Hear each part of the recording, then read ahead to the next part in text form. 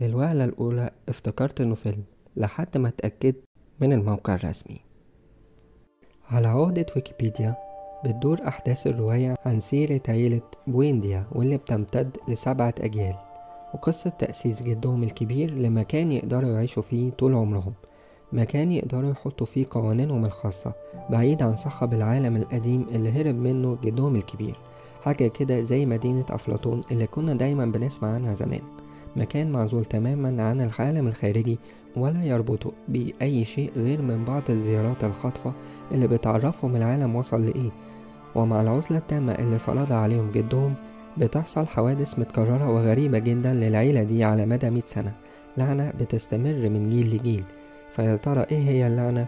ومع التطور اللي بيحصل حواليهم هل هيقدروا يستمروا في عزلتهم ولا لأ؟ أعتقد إن دي أشهر قصة في التاريخ، حتى اللي بعيد عن قراية الروايات زي حالاتي أكيد سمع عنها في يوم من الأيام، وسبب معرفتي بيها كان صديقي العزيز واللي كان عاشق لقراية القصص خصوصا الكلاسيكي منها، وكان دايما يحكيلي عنها كتير.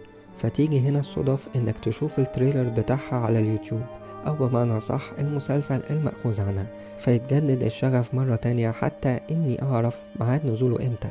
وزي ما هو واضح من التريلر إننا حرفيا قدام مسلسل تقيل، مسلسل هيسمع جامد جدا، ومش بعيد نشوف اسمه في الجولدن جلوب وإيمي. وفي اعتقادي الشخصي إنه ده مش أول عمل درامي عن الرواية، ولكن الميزة هنا إن تيجي شركة إنتاج كبيرة زي نتفليكس بعيد عن رأينا الشخصي فيها إيه، وتقدم على تحويل الرواية لشيء مرئي يساعد واحد زي حالاتي ملوش في القراية قوي.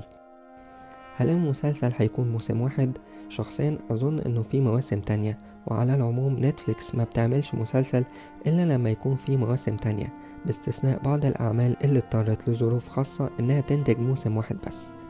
وفي النهاية أنا شايف إنها فرصة استثنائية إننا نعرف تفاصيل الرواية دي إيه، وإيه اللي كان بيدور في فكر وخيال واحد من أهم مؤلفين القصص في العصر الحديث، لدرجة إنه شد ناحيته ملايين البشر على مستوى العالم، الملايين اللي قرأت القصة ودابت في عشق تفاصيلها وأحداثها، منهم صاحبي اللي كان بيحب الروايات، الله يرحمه.